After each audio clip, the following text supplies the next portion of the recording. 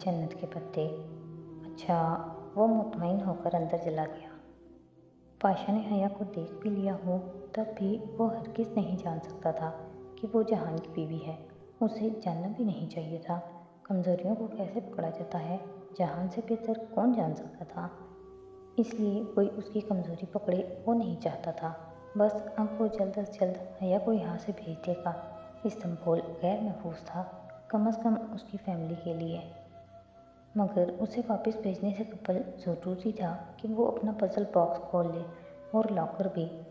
वहाँ मौजूद गार्ड को उसने हिदायत दे दी थी, जब भी कोई 9 नंबर का लॉकर खोलने आए गार्ड उसके नंबर पे मैसेज कर दे। चंद पैसे लेकर गार्ड इस काम के लिए राज़ी हो गया और अभी तक लॉकर खोलने कोई नहीं आया था।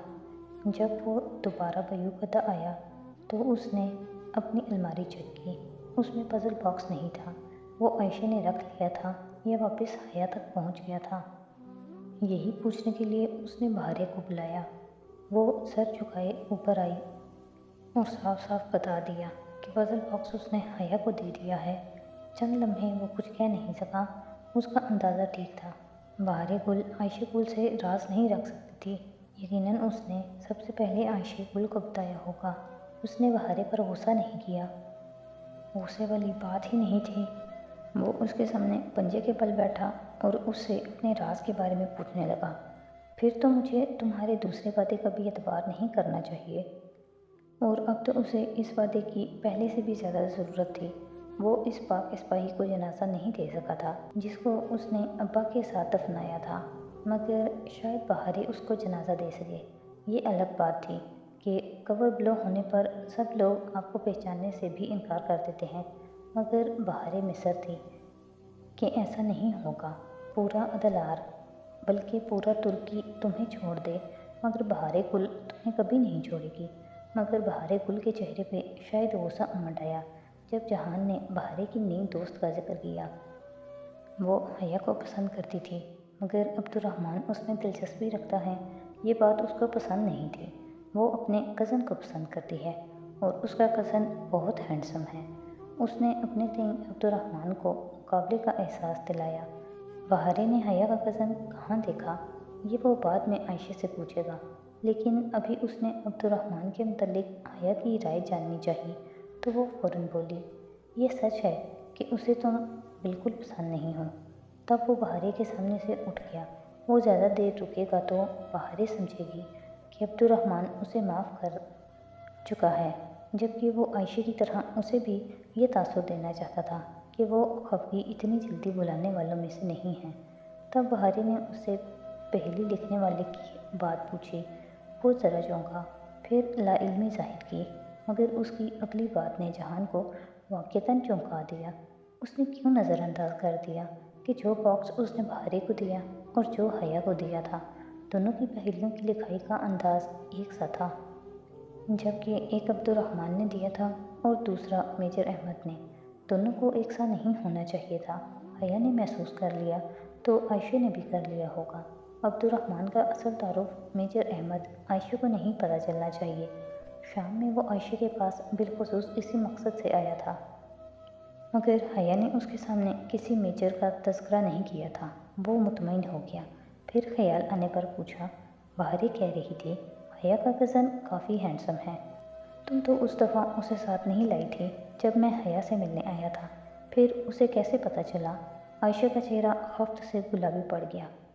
नहीं, वो दरअसल हया ने उसे कहा था कि उसकी शादी अपने कज़न से हो चुकी है, तो बहारे बार बार मुझसे पूछ रही थी कि उसका कज़न कैसा है। मैंने कह दिया कि बहुत अच्छा है। जो सच था वही कहा। वो गड़बड़ा कर सर झुकाकर लकड़ी चेपने लगी।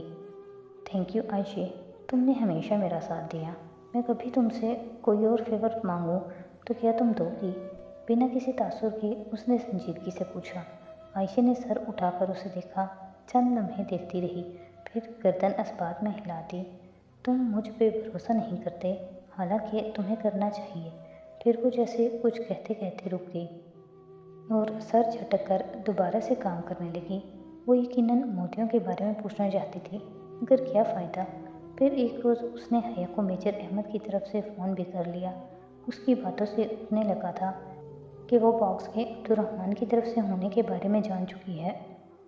اس روز وہ ذرا جھنجھلائی ہوئی تھی، شاید وہ تنگ آ گئی تھی۔ چلو خیر، جلدی کے بدیر یہ کھیل ختم ہونے والا تھا۔ چند روز اسی روٹین میں گزر گئے، صبح ہوٹل گرینڈ اور دوپہر کی فیری لے کر استنبول آ جانا۔ طیب بھی پاشا واپس استنبول آ چکا تھا اور اس نے بار بار کی مداخلت شروع کر دی تھی۔ جو وعدے کیے تھے وہ پورے کرو۔ وہ جواب میں اسے ٹال نہیں رہا تھا، مگر صرف تھوڑا سا وقت مزید مانگ رہا تھا۔ اپنی جگہ پہ طیب حبیب بھی ٹھیک تھا۔ اس کی زندگی استنبول میں تنگ ہو چکی تھی۔ اس کے دشمن عبدالرحمن کے دشمنوں سے زیادہ تھے، مگر وہ کیا کرتا کہ ہر چیز اس کے ہاتھ میں نہیں تھی، سارے احکامات پیچھے سے آتے تھے۔ سو وہ طیب حبیب کو جھڑک کر خاموش کروا دینے کے علاوہ کچھ نہیں کر سکتا تھا۔ طیب بکتا جھکتا مگر خاموش ہو جاتا۔ وہ عبدالرحمن کو انکار نہیں کرتا تھا، اپنے غصے کا اظہار کر دینے کے بعد پسپائی بھی اختیار کر لیا کرتا تھا۔ اس کو معلوم تھا کہ اس کی بقا عبدالرحمن کے ساتھ میں ہے، اس کی دشمنی میں نہیں ہے۔ چند روز بعد اسے احساس ہوا کہ حیا کو اپنے فون میں اس کے ٹریسر کے بارے میں علم ہو گیا تھا، کیونکہ اس روز جب وہ اچانک سے برگر کنگ آئی تو وہ ذرا حیران ہوا۔ وہ چاہتی تھی کہ وہ دونوں چلتے چلتے استقلال اسٹریٹ کو ختم کر لیں۔ وہ کام چھوڑ کر باہر آ گیا اور ساتھ میں اپنا فون بھی چیک کیا۔ اس کا ریسیور اسے بتا رہا تھا کہ اس کا ٹریسر سوانچی میں ہے، جبکہ حیا کا موبائل اس کے ہاتھ میں ہی تھا۔ اچھا، تو اس نے ٹریسر نکال لیا تھا، شاید اسی لیے اس نے صبح میجر احمد کو نمبر پر ٹیکسٹ کیا تھا کہ وہ کوئی بات کرنا چاہتی ہے۔ جہان نے سوچا وہ فارغ ہو کر اسے کال کرے گا، مگر فراغت سے قبل ہی وہ خود آ گئی تھی۔ وہ دونوں ہلکی پھلکی باتیں کرتے ہوئے استقلال اسٹریٹ میں آگے بڑھنے لگے۔ جہان کو یاد تھا جب حیا کا جنجر بریڈ اس نے توڑا تھا، وہ اس کے روم کے باہر کھڑا رہا تھا اور اس نے اسے ٹائمڈ کال کی تھی۔ شاید اس کی موجودگی میں کال آنے پہ حیا اسے مسئلہ بتا دے۔ اس دن وہ بات ادھر ادھر کر گئی تھی۔ آج اس کے ساتھ جتیسی میں چلتے ہوئے اس کے ساتھ وہی کرنے کا فیصلہ کیا۔ کیا اب ان دونوں میں اتنا اعتبار ہو چکا تھا کہ حیا اسے سب کچھ بتا دے؟ وہ جوس لینے ایک کیفے میں گیا اور کال کا ٹائم سیٹ کر کے جوس لیے باہر آ گیا۔ اس نے ریکارڈنگ نہیں لگائی تھی، جب حیا کال اٹھائے گی تو رابطہ منقطع ہو جائے گا۔ وہ سمجھے گی کہ دوسری طرف سے کال کاٹ دی گئی ہے۔ وہ سننا چاہتا تھا کہ اس کال کی وضاحت وہ کیا دیتی ہے۔ وہ دونوں اب گلی میں کافی آگے بڑھ گئے تھے۔ حیا نے اس سے لندن جانے کا پوچھا ضرور، مگر خود اس کا اپنا ارادہ بیوقدہ میں رہنے کا تھا۔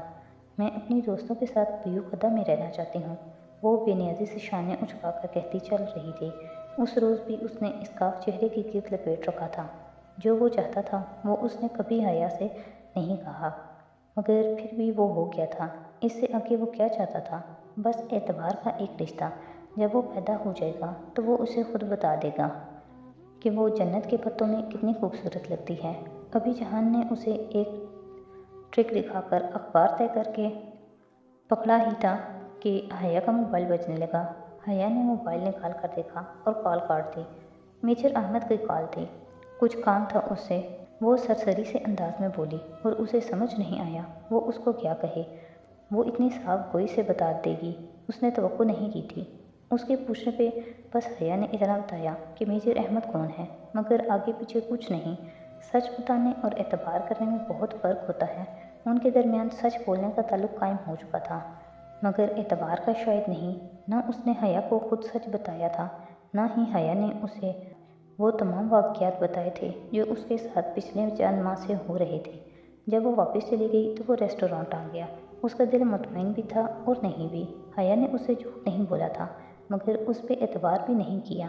وہ لندن بھی اس کے ساتھ نہیں جانا چاہتی تھی، وہ بیوقدہ میں رہے یہ وہ نہیں چاہتا تھا، مگر جب دونوں کے درمیان اعتبار کا رشتہ تھا ہی نہیں تو وہ کس مان سے اسے کچھ منوا سکتا تھا؟